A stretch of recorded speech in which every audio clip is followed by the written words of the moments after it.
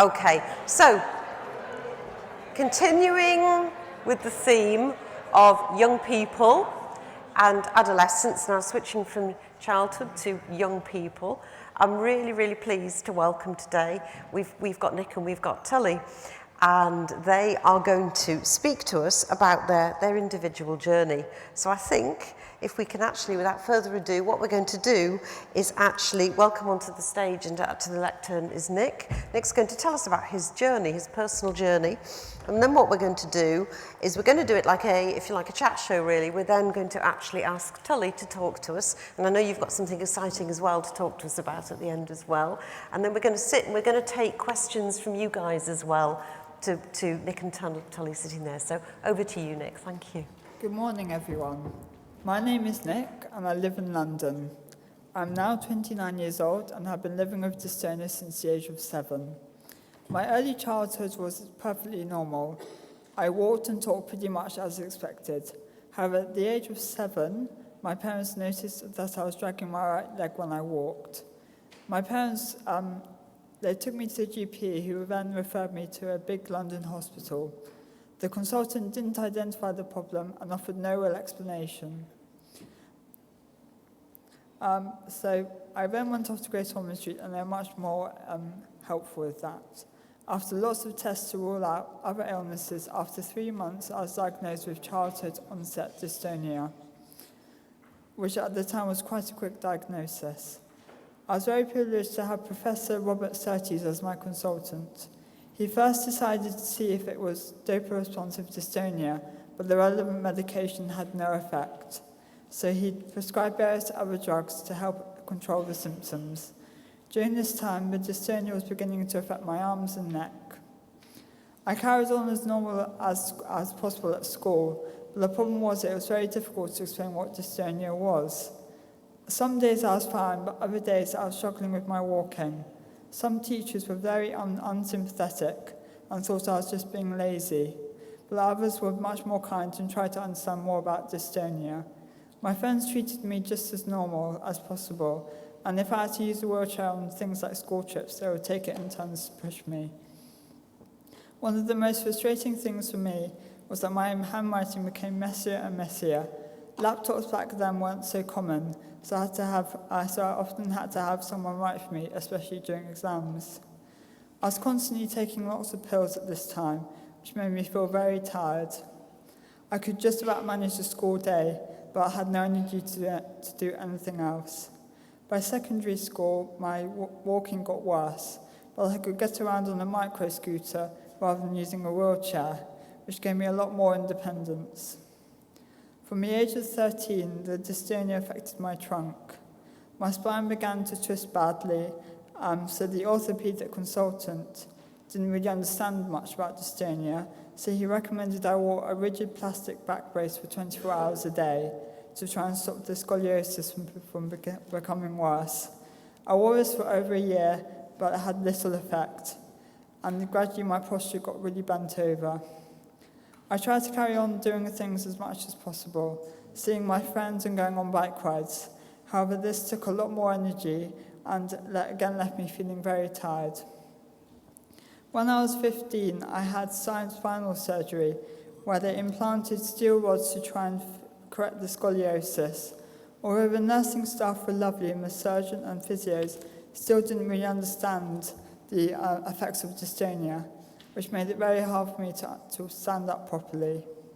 Frustratingly, the surgery didn't work. In fact, the dystonic spasms were so strong that the titanium screws in my back and the rods broke off. I was back in the wheelchair feeling very annoyed and I was upset, and that I'd gone through a lot of pain and physio for nothing.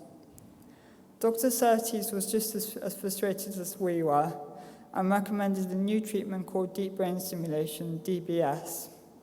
I had this surgery at the National Hospital in London when I was 16. It took a few weeks before we noticed any changes, but gradually I could stand upright and was able to walk much further.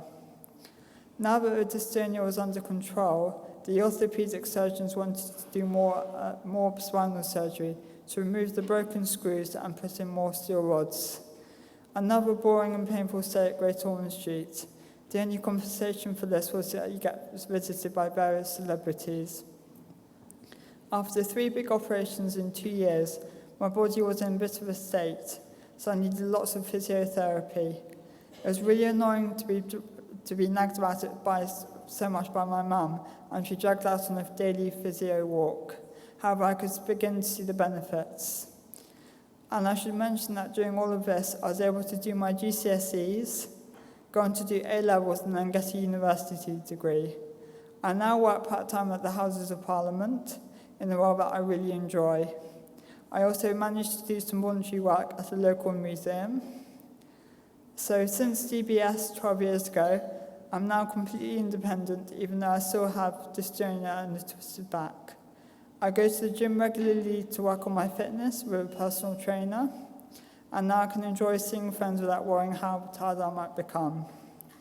There are 3 main things I would like to say about growing up with dystonia. Firstly, as a child, I was unaware of my parents' and relatives' anxiety about me, so as a result, I didn't stress too much about it myself. I know it's really difficult to hide your worries from a child, but if you can do this and not be so anxious in front of them, this really helps. Secondly, I wish the orthopaedic specialist could learn more about dystonia, because this would make a real difference to the way that children and teenagers are treated. Thirdly, I'm really grateful to everyone who has helped me along the way, from my family and friends who treated me just like normal, to everyone else, to the doctors and nurses who looked after me and recommended DBS, which has changed my life. I'm also grateful to my employers who understand about my dystonia but don't make a great deal about it.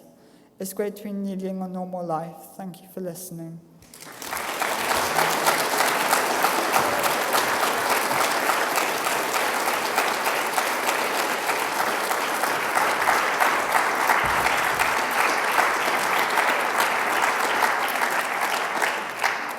So thank you, Nick. And again, another inspirational journey that's ongoing as well. The giving back part of it we talked about as well, didn't we, with the work you're doing here and in other ways.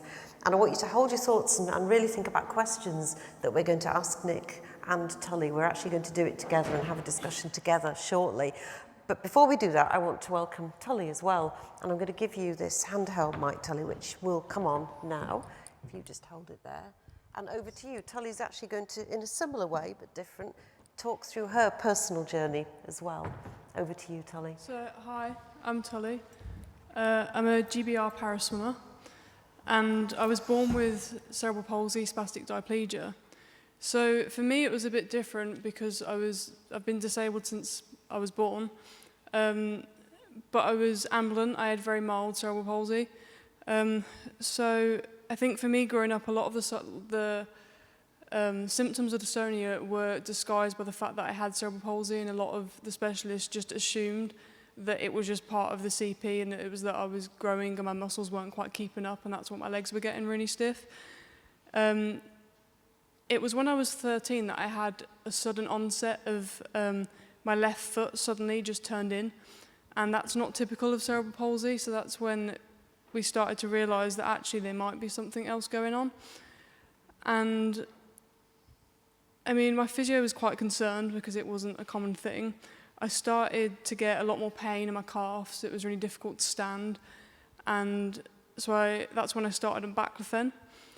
And the British swimming coaches were noticing that when I was going away, travelling to compete, that I couldn't keep up with everyone else, and I couldn't walk far enough to actually get to the pool and get from where we were sitting to the competition. So that's when I was first told that I really needed a wheelchair to get around when I was 14. And at first, I absolutely hated the thought of using a wheelchair because I couldn't understand why I needed it. I'd got to the 14 years of my life with just having cerebral palsy and not needing a wheelchair. So I was like, well, if I only have cerebral palsy, why do I need a wheelchair? Because my other friends or other people that I knew that had cerebral palsy hadn't got worse like I had. And I found it really difficult transitioning. So when I was 14, I actually moved to a different school, boarding school that had a scholarship for swimming. So for me, it was really difficult going back home because I didn't want my friends that I grew up with seeing me in a wheelchair.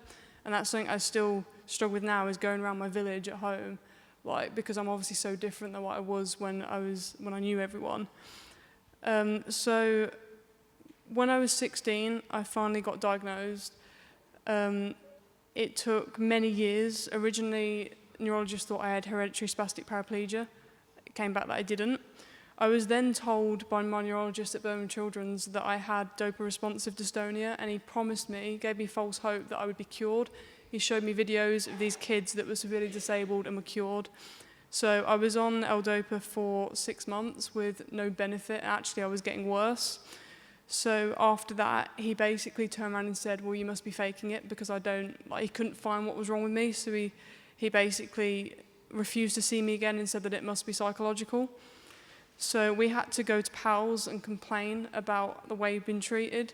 And actually, once we did that, we realised that a lot of people had complained about him too, and he'd done the same to many other kids. It was difficult at that point because I was transitioning between child and adult services, but I was very lucky to be able to see him by 2 highly specialist neurologists in an adolescent clinic.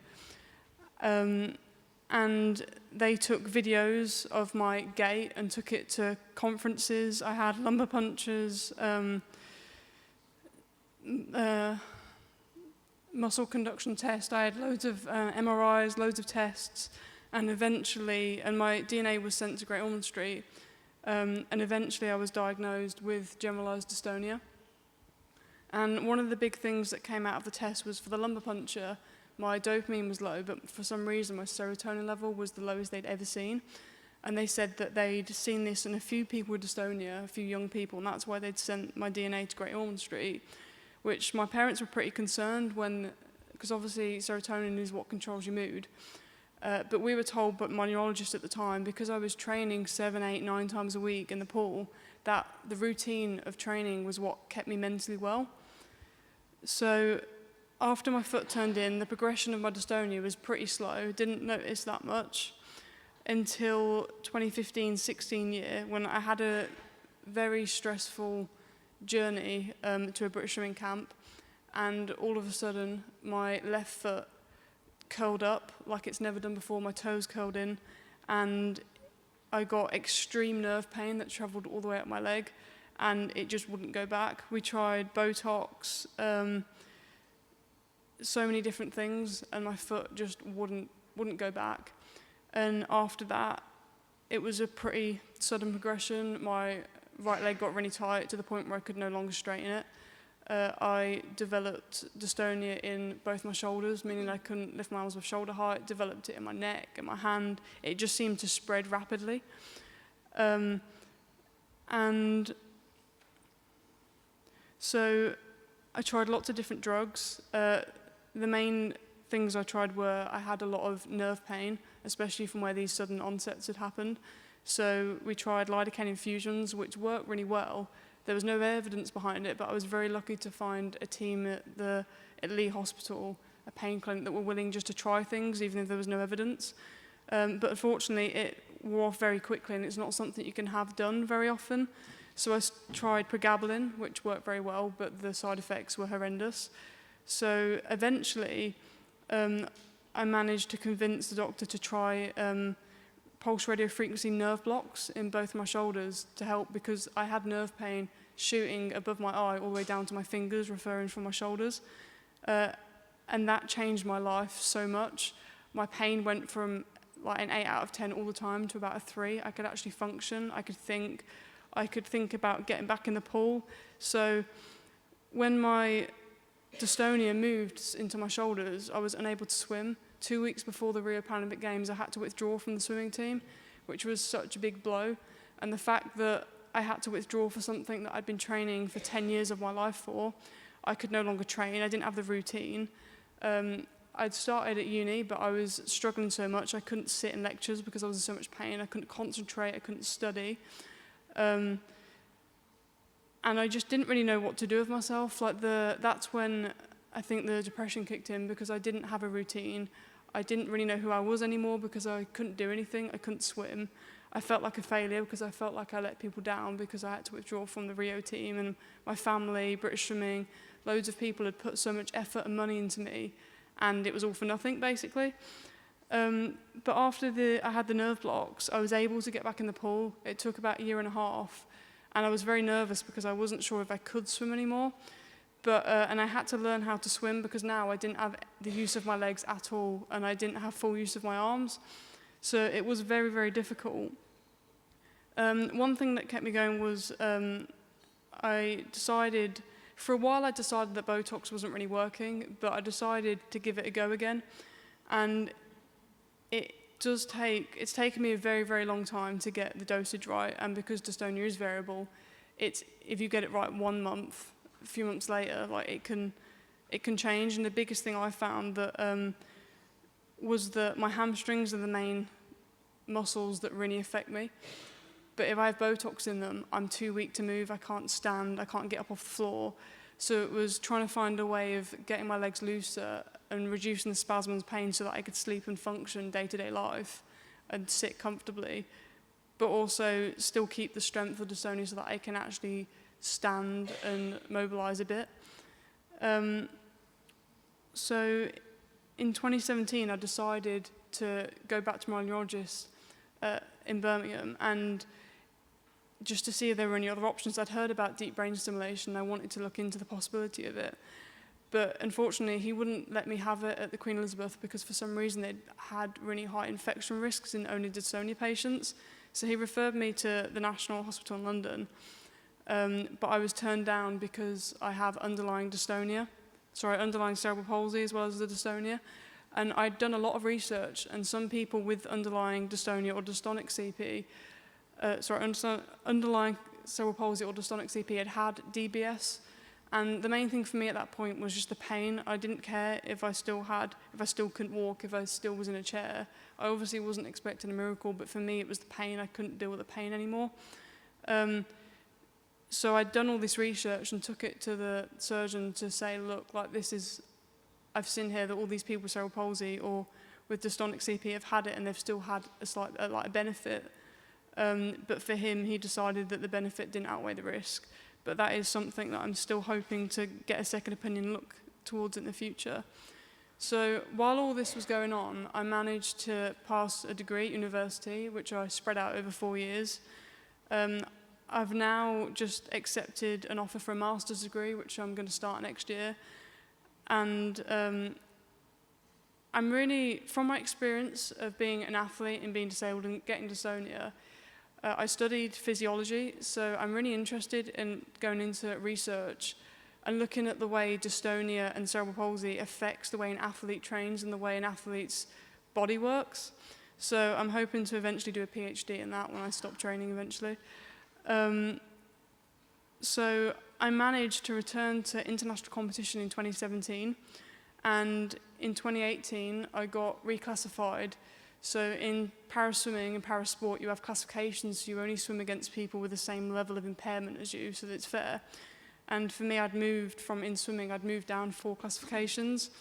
So for me, learning to swim was a big thing, but then also dealing with the fact that now I was one of the highest, one of the most disabled swimmers, and now I'm one of the lowest classifications. So dealing with the fact that I'm now an S5 instead of an S9 was a big change, and it was a really hard thing to adapt to because I never thought I'd be in that situation. But I was just really happy that I'd found a way to get back into sport and get back into the sport that I love.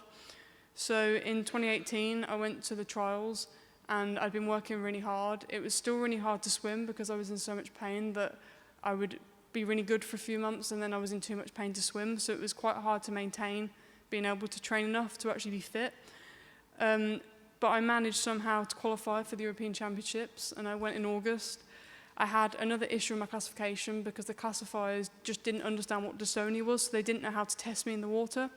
So I spent the first 5 days out of the 7-day competition in the wrong class because they didn't know how to test me, and then eventually they realized that they'd done it wrong, did it again, and I went on to win gold in one of my events.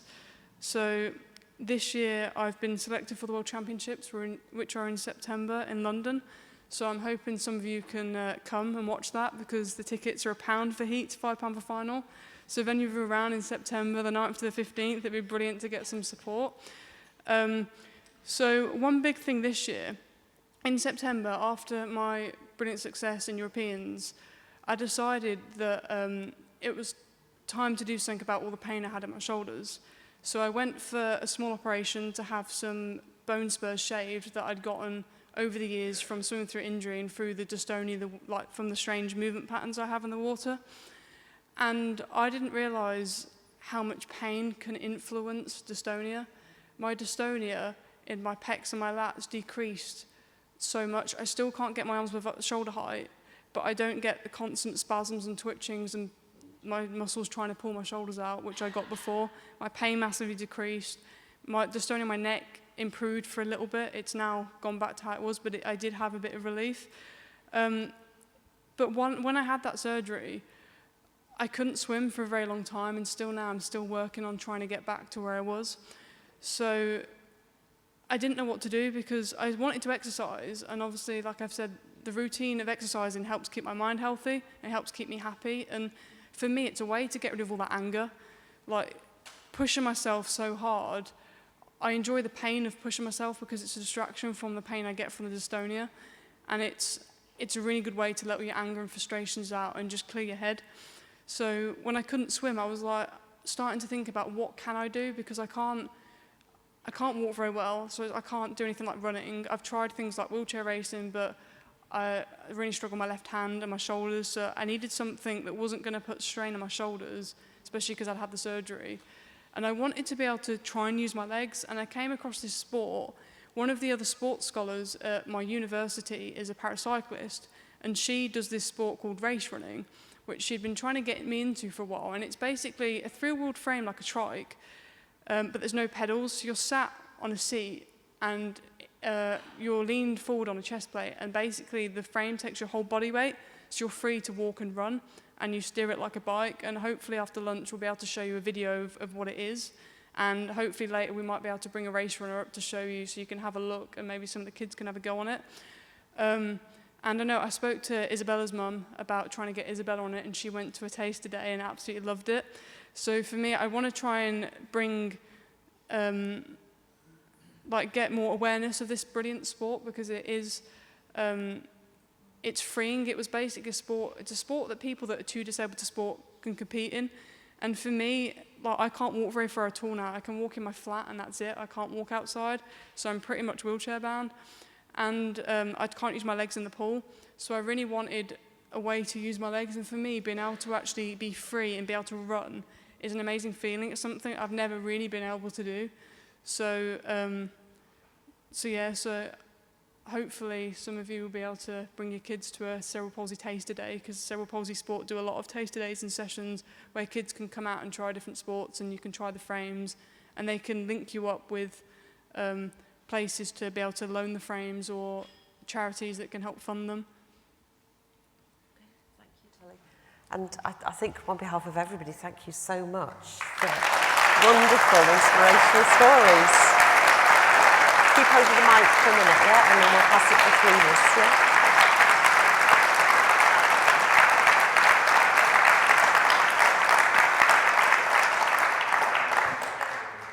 So we wanted to make this, if you like, just an open forum really for discussion, a very open one. So I think without further ado, are there any comments or questions from anybody in the audience at all?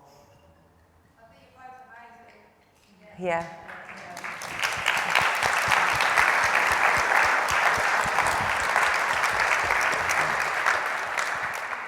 And I think there's somebody, is there somebody over there who needs the handheld mic?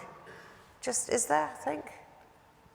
Not sure. Yeah, or is there, I'm sending these poor guys running across the room here, just looking for different hands. If you stick your hand up really high, if you want the microphone.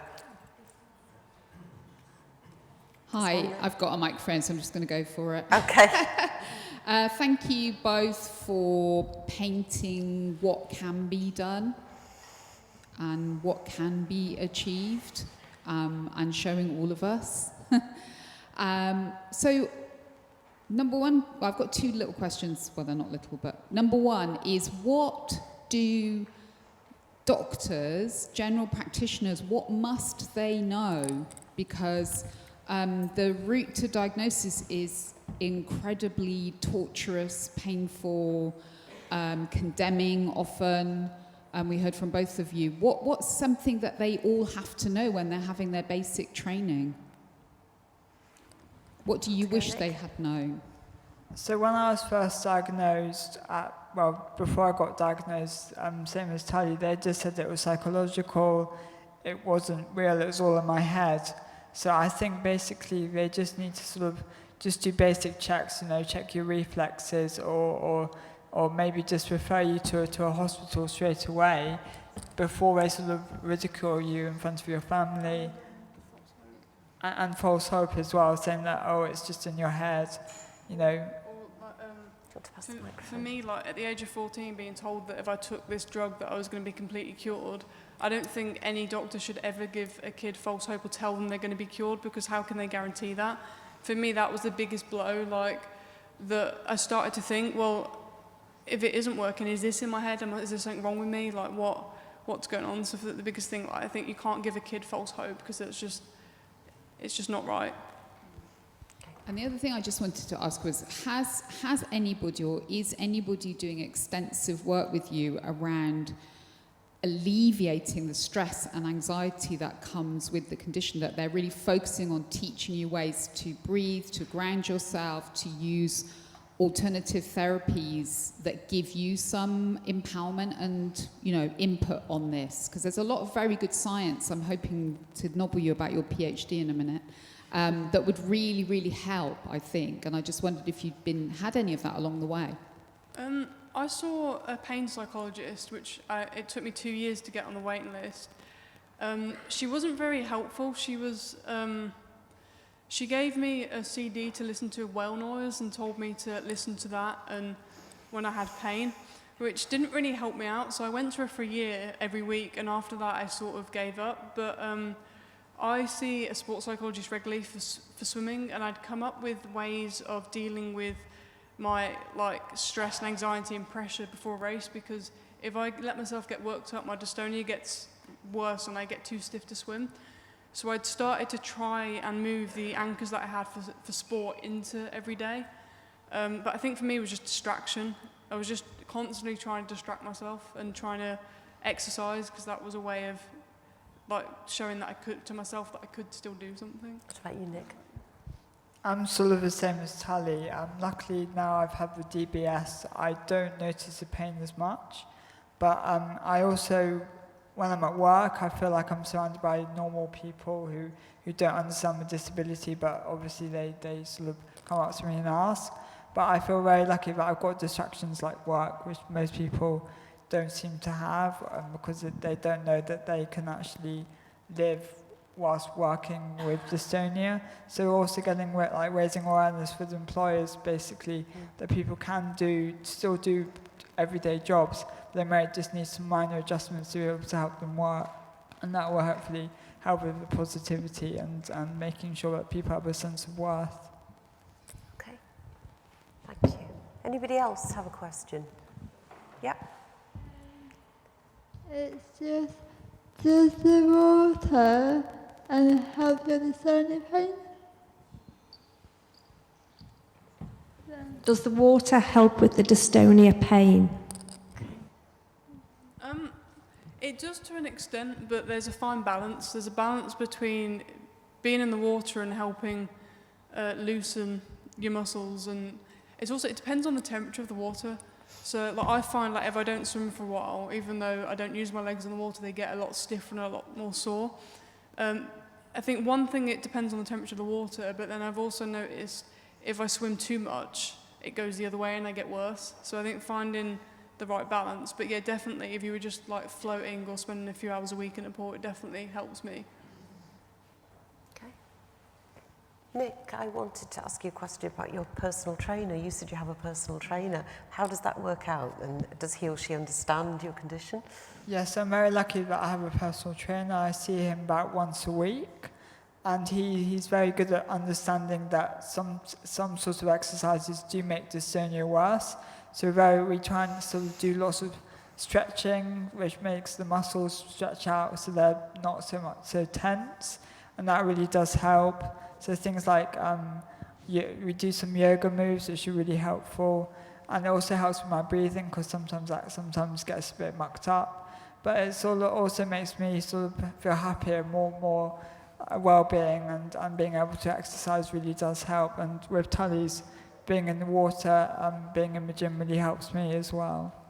And did you have to educate him about your condition, or did he understand it? He understands the impact of it, so he understands that the spasms can cause pain, but luckily he does lots of research around it, and he's been helping me a lot, so which is great. And I think more personal trainers or physios should learn about sort of pain management as well as stretching limbs or impacted areas of dystonia really does help. Okay. I don't want to take all the questions from you guys. I've got lots I could ask you both, but are there any other at all? Yeah. So DBS is the sole mantra for both of you, right? We'll just bring you a microphone and then we can hear your question better. Thank you. So DBS is a sole mantra for both of you, right? Or is there something else? And what are the negatives of the DBS after the success? So I've had DBS. So I had DBS when I was 16. So that was quite, which is probably quite a good age to have it, because I wasn't quite grown up, but I still had some of the sort of flexibility in the brain to sort of learn that new moves can be created, so that the dystonia was less impactful. The negatives of the DBS is that every couple of years I need the battery to be changed, which power the electrodes in the brain. But that's the only real negative to the DBS. But I understand that different types of dystonia respond differently to the DBS, so it's not a real go-to for everyone. Okay, and we will be covering, we have a session after this as well about DBS as well, with further questions as well. Got one more question for these guys. Anybody got one burning or a comment? No? Because yep, in the blue there.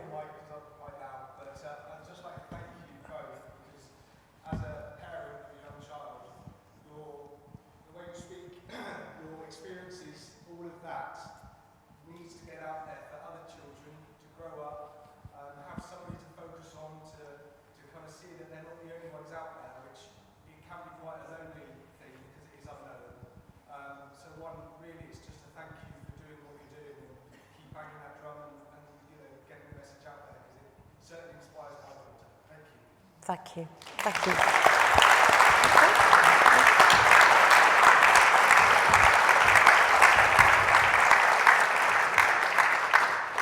Okay. So again, thank you so much for that and sharing your journey, and a journey where you're actually, we've talked about it, come through a whole cycle really, and come through, but actually giving back as well, and learning, I think, self-care, isn't it? Learning what works for you. From what I can only imagine as well what it was like for you now, but also when you were younger for your parents, actually pulling together. I can only imagine pulling together all the disparate support that you need. That must be really hard to actually A, access it, B, find the right one that works for you, but pull it all together in that multidisciplinary team. That can't be easy at all. So thank you guys as well for sharing that.